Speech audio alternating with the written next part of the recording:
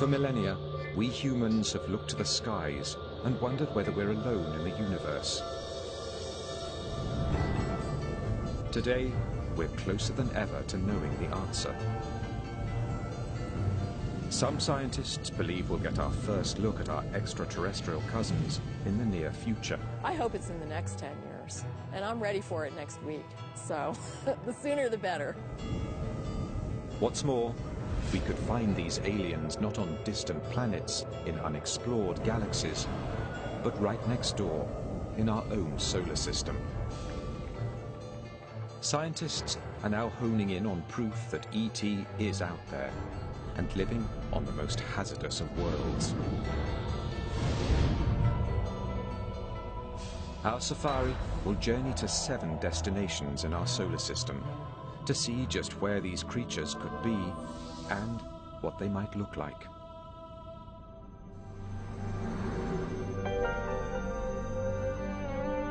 These exotic lands are unimaginably harsh. Life as we think of it would perish in an instant. But alien life may be far tougher than we expect, as we're learning from a surprising group of living things right here on Earth. Until just a few decades ago, we were sure our planet was unique. It is the only one we've found so far that has nurtured the evolution of millions of species. Thanks to its abundant sunshine, warm water, and protective atmosphere. We logically concluded that life needed each of those things, a conclusion that ruled out all other known worlds in our solar system. But then, biologists began combing some of the Earth's darkest and coldest places. And to their surprise, they found living, breathing creatures. Biologists call these organisms extremophiles. Some don't need light or oxygen. Others survive in tremendous atmospheric pressure. It seems life can turn up practically anywhere. Take Antarctica. After years of searching this arid, frozen landscape, scientists doubted they'd find anything alive. But in 1999, a team of explorers unearthed a rock from 6 feet under the ice. What they found amazed them. When they cracked the rock open, they found it teeming with tiny creatures. Here, at temperatures of 68 degrees below zero and 6 feet under solid ice, life had found a foothold. Biologists have been increasingly discovering life, not kangaroos, but, simpler forms of life that live at very cold temperatures, very high temperatures, very great pressures, even in places where there's sort of a high degree of radiation. It turns out life is able to live in a much wider variety of environments on our own planet than we used to think. And if life can survive extreme conditions, not just here at home, but elsewhere in our solar system, think of what this could mean. Unless there's something extraordinarily miraculous about our solar system or our planet, then life has got to be extremely commonplace. I mean, there's got to be large numbers of worlds with life, and some of them would have cooked up intelligent life. In the beginning, our Earth was as deadly a planet as any.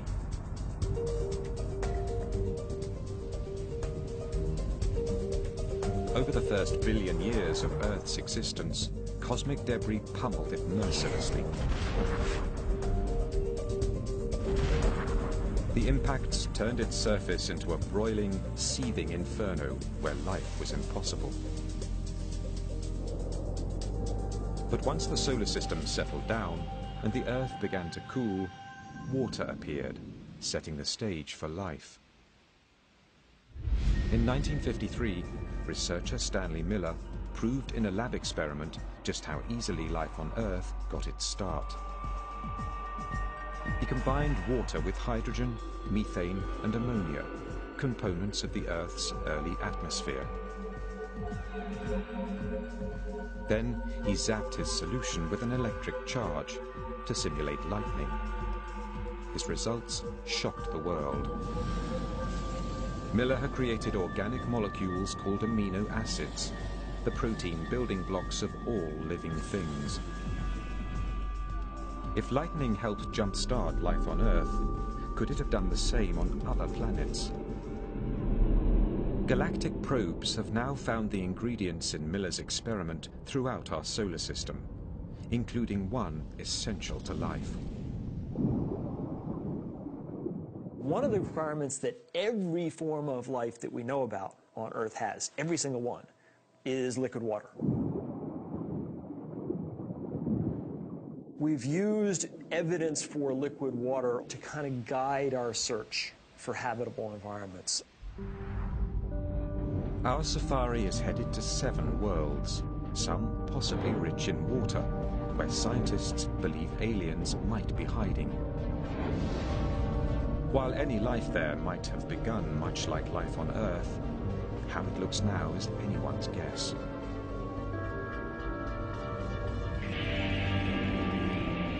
We begin in the world that has always fired our imaginations, the planet right next door, Mars. Of all the planets where we've looked for life, it's the one we've studied most. The scientist who may get the first look at Martians, if they're found, is Steve Squires, principal investigator for NASA's Mars rovers. Mars has always had, among all the planets, I think, a special fascination for humans. For a very long time, we've known enough about Mars to know that it is probably the most Earth-like. It may be the most like Earth, with an atmosphere and seasons, but we humans would perish quickly on Mars. Its air is thin, 40 times thinner than the air at the top of Mount Everest. And it sits in a bad neighborhood of our solar system, near an asteroid belt. Its atmosphere is too flimsy to protect it. Asteroids continually bombard its surface. Violent winds can whip Mars's sandy soil into storms that consume the entire planet for weeks and spawn tornadoes 8 kilometers high. Midday temperatures at the equator of 1 degree Celsius fall to -70 at night.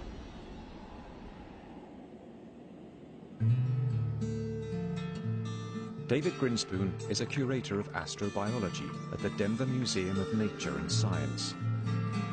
As he sees it, Mars would be warmer if it wasn't a planetary runt. When I grab coffee on a cold morning, I know that a small espresso is going to cool off quickly, whereas a larger coffee is going to stay warm much longer. Large objects stay warm longer because their interiors are shielded from the outside where the cooling occurs. And planets are exactly the same way. A small planet will cool off early in its history. A larger planet like Earth will stay warm for billions of years, which makes it a better place probably to look for life.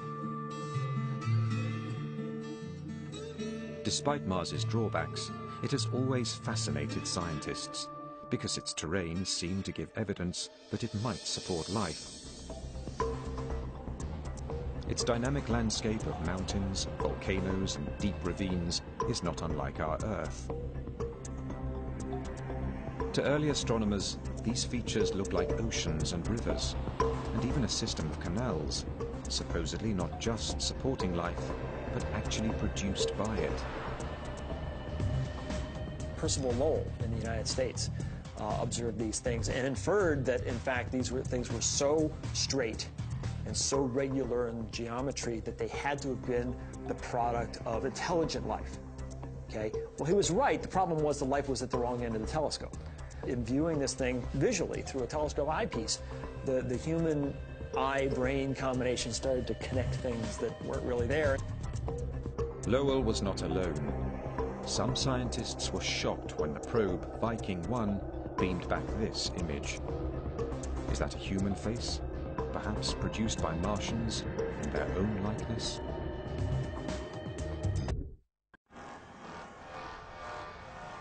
Until recently, we've never really known where to look in our solar system for extraterrestrial life. But we've always known what the aliens would be like once we found them. Consciousness. I was on a table.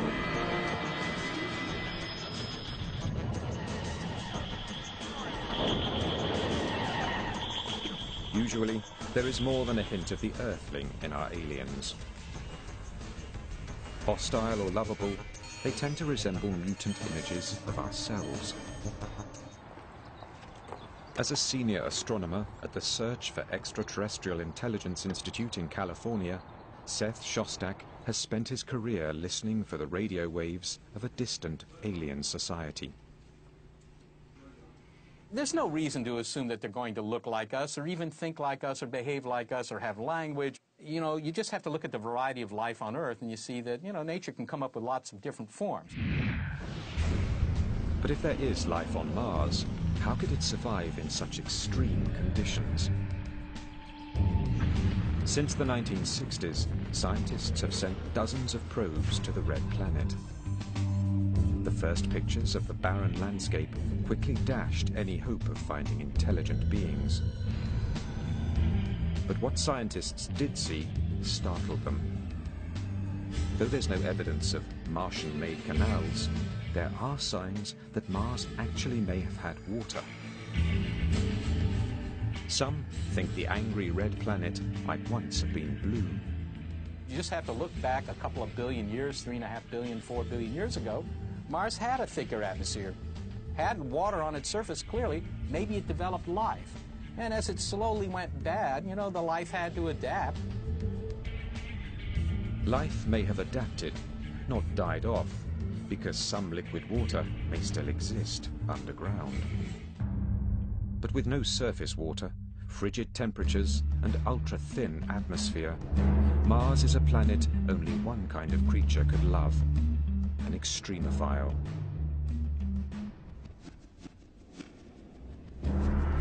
Extremophiles thrive in the cruelest of places. To see where they might lurk on Mars, we head to the Valles Marineris, a massive rift in Mars's surface, 20 times wider than the Grand Canyon in places, and almost as deep as Mount Everest is tall. Lakes may have once flooded this valley, and those lakes could have hosted life. As the water dried up, life could have evolved to cope with the harsher environment. We won't know what these extremophiles are like until we find them. But they may resemble creatures that exist in extreme places right here on Earth. An unusual team of biologists, called astrobiologists, study Earth for the kinds of life we may find in outer space. Astrobiologist Rocco Mancinelli is on the hunt for Mars's extremophiles. If it went beneath the surface, and some of it undoubtedly did, then what happened to it? Well, it formed brine pockets. So what kind of organism can live in a salty brine? A salt-loving organism.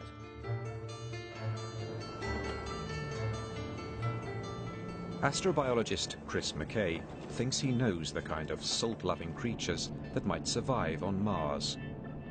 Creatures much like those he's found in one of the driest, saltiest places on Earth. The fundamental challenge to life on Mars is, in a sense, the fundamental challenge of life here in Death Valley. It's dryness. That is the hardest thing for life to adapt to. Thousands of years ago, a salty lake covered Death Valley, just as lakes filled Mars's Mariner Trench. Move in closer. This is still wet, a little wet. This appears like a lifeless place, a big, flat, white, empty horizon. But yet, just below the surface, we find layers of algae and bacteria growing. They're living in an environment that in many ways is fundamentally different from the environment that we sense on the surface. Here you're in a place which looks lifeless, looks dead, and yet you dig down and hidden underneath, there it is. Beneath the salt is a layer of hardy green algae that survive on the water and light that trickle through. The algae in turn feeds salt-loving microorganisms. Here in deserts on Earth, dried, salty lake beds, we're going to find them on Mars as well. Salty deserts are not the only places life might be hiding on the red planet. There are Mars's tremendous volcanoes, some of them 6 times larger than those on Earth. Astrobiologist Penny Boston studies the caves, called lava tubes, left over after volcanic lava has dissipated. Not long ago, we assumed caves like these were devoid of life. They get no sunlight, and no sunlight means no photosynthesis. But in lava tubes outside Albuquerque, New Mexico, Boston has found evidence of extreme life. Because we know Mars has many, many lava tubes. And so here we have the opportunity to see how these formed and also to look at the life that inhabits them.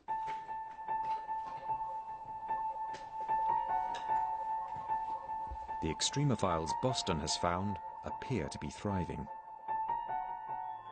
They get their energy by feeding on the minerals in the cave wall. So here we're up close to the wall, and you can see these white patches here growing against the black basalt.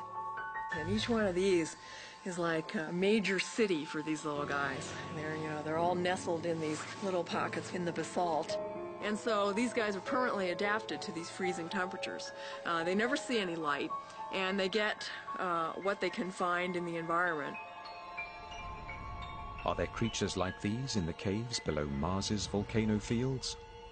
Boston thinks so. We are going to find life, and I just hope that I live a long and healthy life so that I can still be around to see that. We may already have had our first glimpse of Martians, not from our visit to their planet, but from their visit to ours. 16 million years ago, an asteroid slammed into Mars and propelled a 2-kilogram rock into space. Amazingly, that rock sailed to Earth and came to rest in Antarctica. Inside, NASA scientist David McKay and Everett Gibson were amazed to spot the outlines of fossils. Water has carved small tunnels in the rock. And in these tunnels, McKay and Gibson found what they believed to be evidence of bacterial life. These are little microbes, and they're dead, and they're fossils, or in some cases, we don't even see the forms. We see the footprints or the evidence that they were there. Life from Mars? Maybe.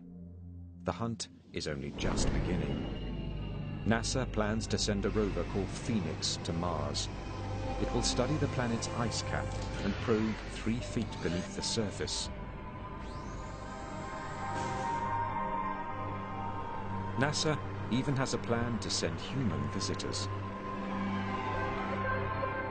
They may not meet the little green men of our imaginations, but they could encounter life in some form. What will it look like? It is likely to be a subterranean dweller with an ability to survive on little water. Perhaps an organism with a taste for minerals, like the creatures in the lava tubes of New Mexico. Even the smallest find would have enormous implications. Proof that life is not unique to Earth, but exists just next door.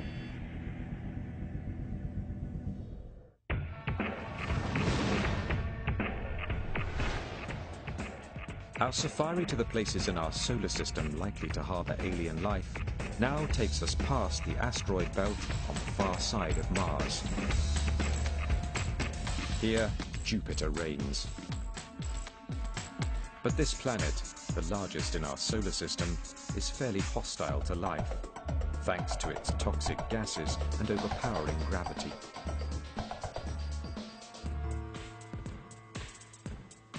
Not only is it pretty cold out at Jupiter, it's also, it's got this really thick atmosphere, tens of thousands of miles thick, and it's got ammonia and methane and, things used to clean the bathroom. But Jupiter has more than 60 moons that we know about. At first glance, those moons would seem unlikely places to seek alien life. Their atmospheres are thin, and they are inhumanly cold. The temperature on Callisto is lower than -200 degrees Celsius. The scientific probes Voyager and Galileo have detected little on the surface of these moons but ice, with one dramatic exception. Io is one of the closest moons to Jupiter. When NASA sent Voyager 1 to Io in 1979, astronomers were astonished to find its surface roiling with giant volcanoes. Io is the most volcanically active place in the solar system, just spewing volcanic material from its surface all the time. What could be heating the interior of this frigid moon? Amazingly, it's the force of gravity from Jupiter. The giant planet exerts enormous gravitational pull on its moons. The closer the moon, the stronger the force. So strong, it can actually stretch their crusts. But some of these moons have elliptical orbits, so as they near Jupiter, the crust stretches towards it. When they move further away, the crust relaxes back towards spherical. This constant tidal movement creates friction deep inside, and that friction generates heat. It's like rubbing two sticks together to start a fire. The pull of Jupiter is heating Io from the inside out. Volcanic fumes and lack of water make Io inhospitable to life. But Jupiter's other large moons are more distant, close enough for Jupiter's gravity to warm them from within, but distant enough to remain calm on the surface. 3 of them look particularly promising as possible homes for alien life. The one furthest from the giant planet, Callisto. On its surface, Callisto looks like our moon, scarred and cratered by countless hits from asteroids. Those impacts may have melted the surface ice for brief periods, allowing life to take hold.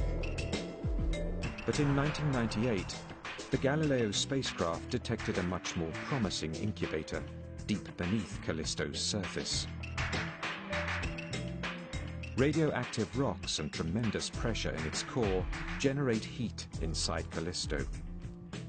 The heat may be melting its icy crust from below, creating a hidden ocean. And hidden oceans could mean hidden life. As we fly closer to Jupiter, we find its largest moon, Ganymede.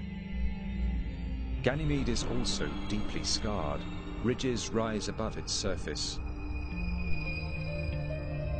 Those bright spots are craters as big as 5 kilometers across and likely to be lined with frost. But these photos offer the most compelling clues to where life here might hide. They show flowing glaciers, glaciers that resemble those on Earth. Ganymede's moving glaciers could also be signs of heat within. So, like Callisto, Ganymede could also have a hidden ocean, buried beneath as much as 190 kilometers of ice. The third moon on this leg of our alien safari is the most intriguing. It is called Europa, and of the 3, it resides closest to Jupiter.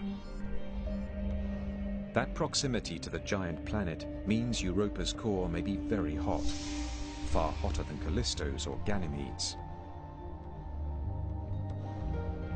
But its surface remains frigid, a potent combination for life, since there could be a temperate zone where they meet. Mammoth fissures scar Europa's thick crust of ice, a sign that ice is always shifting. On our own planet, we see the same cracks in the ice sheets covering the Arctic Ocean. Europa's crust may be riding the largest ocean in the solar system. An ocean twice as large as all of Earth's put together. Now those oceans, if they're there, and the chances are pretty good that at least some of them are, they've been sitting around for a long time. 4 billion years, a little longer, right? In 4 billion years, an ocean of water, do you think anything might have cooked up there? Well, it certainly seems plausible. The environment in Europa's ocean is more or less as nice as the environment in our own ocean, as a place for living things to exist. Heck, things from planet Earth could probably live in the European ocean. But Europa's oceans will be very cold, even slushy. And sunlight never penetrates them, thanks to an icy cover that may be 16 kilometers thick. We might never have thought life could exist here if not for a revolutionary discovery off the coast of Ecuador. Deep in the Pacific, biologists have found flourishing communities of tube worms, crabs, and even squid. These creatures are thriving despite complete darkness, extreme cold, and the pressure of the deep ocean. They feed on bacteria that take their energy not from the sun, but from chemicals erupting from the sea floor. We might find very similar volcanic vents on Europa, supporting their own web of life. To find out, NASA scientists would like to put a lander on the European surface. Some would like to send a cryobot, a robot that would melt the ice and release a probe into the liquid below. That's not so hard to do. You just have to melt your way through. But you're going to have to melt your way through not a couple hundred feet, but maybe a dozen miles of ice. And send down a fishing line with maybe a video camera and a light bulb on it and look around.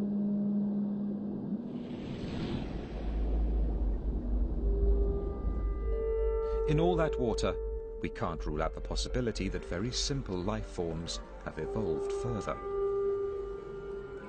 We might even find creatures as advanced as some here at home. Most likely, however, we would find microbes. But even that would be a sea change in how we view the birth and growth of life. Europa was warm. What if the place is one of the coldest known? Or if its lakes flow with toxic chemicals instead of water? These are the worlds we find as our safari continues even deeper into space.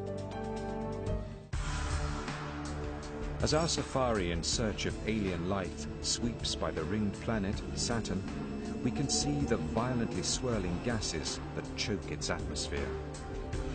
We can also feel Saturn's gravity, weaker than Jupiter's, but still formidable.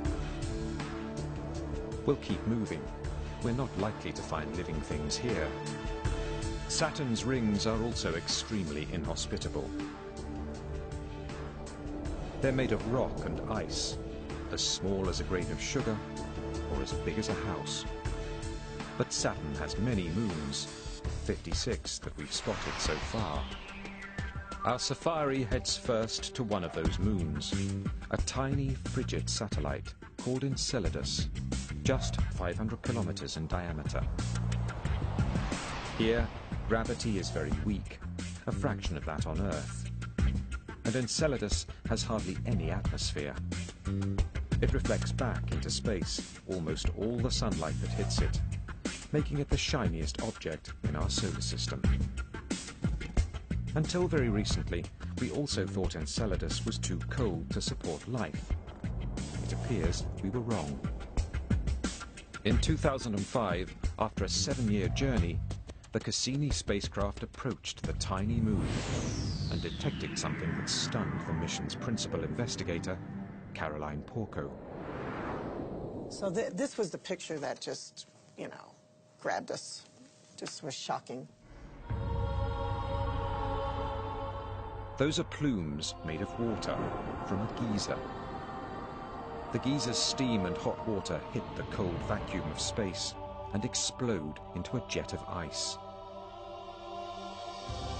With little gravity to rein it in, the ice cloud can grow as big as Enceladus itself.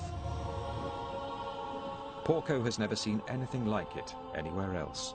It's like a planetary explorer's dream to come upon a body like Enceladus. Those jets, those fountains, if you will, just spewing vapor and icy snow hundreds of kilometers above the south pole of Enceladus. There's only one conclusion. Tiny, frigid Enceladus is piping hot within. Like Jupiter, Saturn's giant gravitational field tugs on its satellites, creating friction and heat within. As far as we can tell now, it seems like an inescapable conclusion that there may be liquid water deeper down on Enceladus because it's warm. And the best models we can put forth right now to even explain the warmth, much less the jets, seem to indicate that you would get temperatures warm enough to melt water. Heat, liquid water, even the furthest reaches of our solar system may contain the chemistry for life. What kind of creature could live in the steamy waters of a geyser? Thanks to hot springs back on Earth, we have some idea. At one point, we assumed nothing lived in the steam-driven fountains of Yellowstone National Park. But then, biologists discovered microbes in these waters. Microbes that feed on chemicals dissolved in the water. Today, we call them thermophiles. The hardiest can thrive in boiling water. Could there be thermophiles on Enceladus? To find out, our safari takes us in for a close-up of this extraterrestrial Old Faithful. It's too cold for anything to live near the surface, but temperatures there are minus 165 degrees Celsius. But what about the hot water inside? In the ice plume above Enceladus, Cassini's probes have found carbon dioxide and methane, chemicals that could feed life below. Just as the chemical-laden springs of Yellowstone feed microbes living there. We have a body that very, very likely has liquid water in its interior, has shown us already it's got simple organic compounds and, you know, a whole host of things that make it, I think, a major body of astrobiological interest in our solar system. If Enceladus has been a shock, astronomers have been astounded by another of Saturn's moons, Titan. It may be the unlikeliest to harbour life. Titan gets only a limited amount of sunlight, about 1,000th as much as Earth. Probes sent to Titan have detected ice, but no liquid water. And at temperatures of minus 138 degrees Celsius, that ice is hard as stone. What could possibly make Titan a promising environment for alien life? Remarkably, Titan in many ways resembles the Earth, but not the one we know now. Titan has turned out to be the body fantastic in the Saturn system, which is long suspected of having an environment at the surface, not only similar to the kind of environment we find here on Earth, even, believe it or not, similar to the kind of environment we had on Earth before the emergence of life. Titan intrigued Carolyn and Porco's team so much, they directed the Cassini spacecraft to send a probe there in 2005. It was the most distant surface mission ever conducted. The probe saw just ridges and plains. But a later flyover by Cassini spotted a shoreline. Soon, thousands of lakes came into view, at least one bigger than the Great Lakes of North America.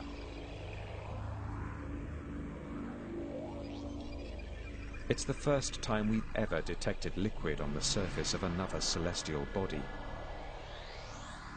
Kind of looks like Minnesota, except the lakes are not water. They're liquid natural gas. But liquid natural gas is a liquid. And that's not snow. Those are methane flakes. Like Earth, Titan has weather, but it's of a rather psychedelic kind. There are even methane hurricanes.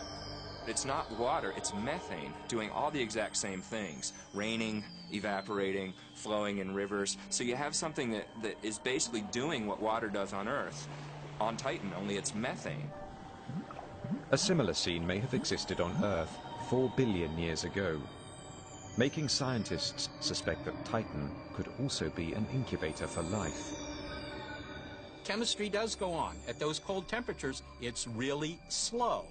But Titan has had 4 billion years in which to do some chemistry, and maybe in that period of time, maybe something is cooked up. It would have to cook up without liquid water, something we've never seen before. But scientists aren't ruling it out. The substitute could be the methane, so abundant on Titan. Used for fuel on Earth, methane was long thought poisonous to all life. But in 1997, researchers examined mounds of methane ice in the Gulf of Mexico, and they were astonished to find colonies of small centipede-like worms thriving amid the frozen substance. They think the worms may eat bacteria that feed on the methane. In general, things that we think of as deadly, many of them are potentially lively. If you can figure out an evolutionary way to tap into that energy rather than having it destroy you, then it can be bountiful. There could be one more complication for life on the surface of Titan. With only a weak magnetic field to shield it, living things on the surface could be exposed to cosmic radiation. But that might not be a problem for an extremophile, as we found here on Earth. Biologists have uncovered plenty of life near Chernobyl's contaminated nuclear reactor, and even swimming in toxic radioactive spills, actually feeding off the decaying molecules. It's possible Titan's life forms could do the same. To find life on Titan, we may have to dive into its methane lakes, where we might find chemical-loving bacteria. We may even find microbes resistant to radiation, not unlike those here on Earth at Chernobyl, living on its rock-hard ice sheets. Organisms that eat methane might give off heat, melting the ice, possibly creating another fountain for life. There's no doubt life on Titan would be a strange brew, but we have yet to visit the most bizarre world where scientists believe life could exist, and it's much closer to home. Our safari of the world's most likely to harbor alien life has taken us far. We've visited frigid deserts, submerged oceans, and methane lakes. But the world we are about to visit may be the most extreme of all. For our final stop, we are turning back toward Earth, to Venus, our closest planetary neighbor in the solar system. If life can survive here, it seems it could exist almost everywhere. To reach the surface of Venus, we have to fly through a dense layer of yellow clouds, 64 kilometers deep, with a composition similar to battery acid. The atmosphere here is 90 times heavier than Earth's, too heavy for a human to tolerate. On the ground, there are extinct volcanoes and lava flows as far as the eye can see. They cover 85% of the planet's surface. It is hard to believe Venus once had vast oceans. You basically had a runaway greenhouse effect, where as it starts to get warmer, the oceans start to evaporate, and then that puts water vapor in the air. Well, water vapor is a potent greenhouse gas, so that's what leads to the runaway. The oceans basically boil off, and then the CO2 all ends up in the atmosphere, and so today you have this very hot, hyper greenhouse planet. With temperatures around 460 degrees Celsius, Venus is even hotter than Mercury, the planet closest to the Sun. Not a surface hospitable to life. Life as we know it cannot exist on the surface of Venus because organic molecules would just be ripped to shreds by the hot gases. But we've stopped here, not because of what's on the ground, but what's in the air. In 1982, the Soviet spacecraft Venera 14 visited Venus. In the clouds, 50 kilometers up, it detected temperatures much cooler than on the surface. What's more, it found the molecules so critical for life, H2O. So far, every bit of water we've found beyond Earth is frozen solid. Only in the clouds above Venus have we found it in vapor form, a possible incubator for life. But Venus's clouds are also filled with highly acidic sulfur. Once, we thought nothing could live in sulfur. But scientists have analyzed some of the most acidic water on Earth, leaching from a California mine. Watch your head. That's sulfuric acid. In sulfuric acid strong enough to erode metal, eat through clothing, and dissolve human flesh, they found life. Acid-loving extremophiles. These organisms feed on sulfur compounds, like iron sulfide, eating the iron and emitting the highly acidic sulfur. Do extremophiles like these float above Venus? Astrobiologist David Grinspoon likes to think it's possible. Maybe in the clouds of Venus there are some sulfur-based organisms. Sulfur actually absorbs ultraviolet light in interesting ways, and I'm just imagining that there's maybe some kind of photochemical reaction going on where ultraviolet light is actually being used to convert chemicals into some higher energy state, which then is basically being eaten. What will these aliens be like if we do find them? They would have to tolerate high temperatures and enormous atmospheric pressure. They would also need to thrive in acid concentrations deadly to most life forms. Perhaps they might resemble a hardier version of the acid-resistant extremophiles in California's mine. We keep finding that life lives in places that we used to think were inhospitable. So whenever we say, oh, it's impossible, you couldn't have life in the clouds of Venus, I think we have to be very careful because they might just reflect our own ignorance or our limitations on our own imagination, and maybe not real limitations on the ultimate creativity of nature, which seems to find solutions to these problems. As our safari returns to the cool, blue, lush and lively world of Earth, we can see why we so revere its life-sustaining gifts. But, as we are learning, even the most extreme environments can harbor living things. Extremophiles may resemble the first version of life in our universe, and they could even be the most common. Could they have evolved further from these humble beginnings? Could intelligent life be out there as well?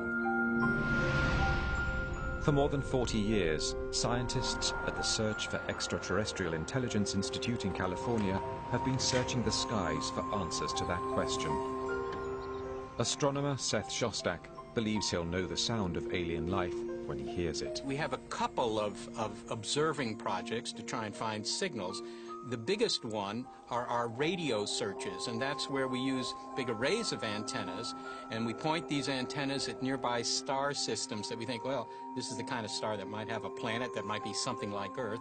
We point in those directions, hoping to pick up a signal that would tell us that somebody there is clever enough to build a radio transmitter. It's a safari that never leaves home. Astronomers have also recently captured enough light from planets in distant solar systems to deduce their chemical makeup. They have found elements that may help form RNA, one of the building blocks of life here on Earth. And 20 light-years away, in the constellation Libra, a team of European astronomers has found a planet that could be warm enough to have liquid water on its surface, just like Earth. Meanwhile, Headed to the furthest reaches of our galaxy are 4 spacecraft launched in the 1970s. Aboard 2 of them is a map of our solar system and the image of a man and a woman.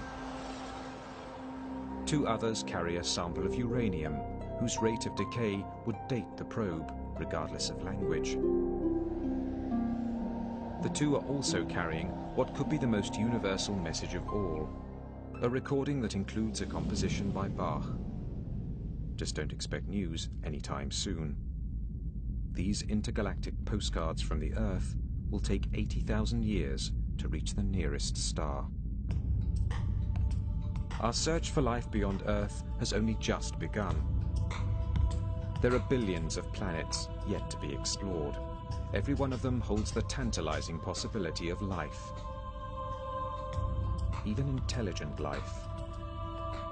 Just in the face of this enormity, the idea that we're the only game in town, it just doesn't seem reasonable. I think the question of whether we're alone is profoundly important for human beings in general. If you're aware, you really have to ask that question. Somewhere in a galaxy known or unknown, something or someone could be looking out into space, peering at the Milky Way and wondering, is there life out there?